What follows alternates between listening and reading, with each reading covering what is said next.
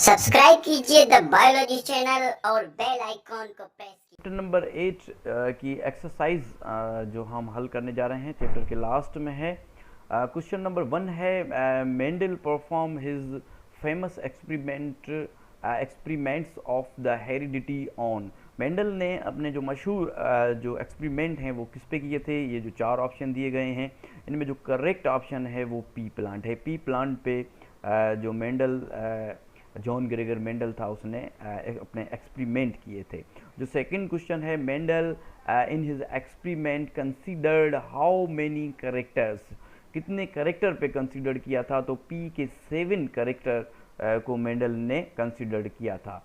In a cross appearance of intermediate character is known as, जब intermediate character आ जाए, जब हम रेड और वाइट को क्रॉस करवाएं और पिंक कलर आ जाए तो ऐसी डोमिनेंसी को हम क्या कहेंगे, इस डोमिनेंसी को हम कहेंगे incomplete dominancy.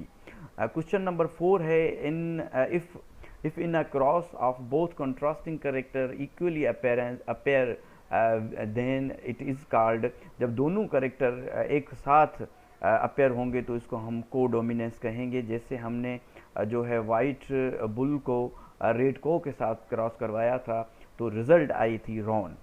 Blood group which is also known as universal donor, universal donor जो है ओ ब्लड ग्रुप है, क्योंकि इसमें कोई भी एंटीजीन नहीं होता तो ये किसी भी ब्लड ग्रुप कोई भी ब्लड ग्रुप वाला बंदा होगा तो इसको एक्सेप्ट कर लेगा। Each human being पजेज a pair of chromosomes, her human being में पेयर ऑफ क्रोमोसोम्स होते हैं। वो कितने होते हैं? 23 पेयर ऑफ क्रोमोसोम्स होते हैं। Number 7 which character is not associate with diabetes, diabetes के साथ इन तीनों में से, इन चारों ऑप्शन में से वो कौन सा करेक्टर है जो कि इसमें शामिल नहीं है, जो कि डायबिटीज़ का हिस्सा नहीं है। एंडोक्राइन डिसऑर्डर हाँ है, इंसुलिन डेफिशिएंसी डायबिटीज़ को होती है। परसिस्टेंट थ्रस्ट, प्यास लगती रहती है, बिल्कुल लगती रहती है। ब्लड ग्लूकोज की लेवल नहीं होती, ये हाइपोग्लाइसेमिया में होती है, हाइपरग्लाइसेमिया में ग्लूकोज की लेवल बढ़ती है। तो करेक्ट ऑप्शन होगा सी। पॉइंट आउट द मिसमैच, नीचे जो दिए गए हैं ऑप्शन 4 इसमें से वो कौन सा है जो मिसमैच कर रहा है। जी टी.एच. मॉर्गन ने एक्सपेरिमेंटल ऑर्गेनिज्म ड्रोसोफिला पे किया था, हाँ जी किया था। जॉन ग्रेगर मेंडल ने एक्सपेरिमेंट गॉर्डन पी पे किया था, बिल्कुल किया था।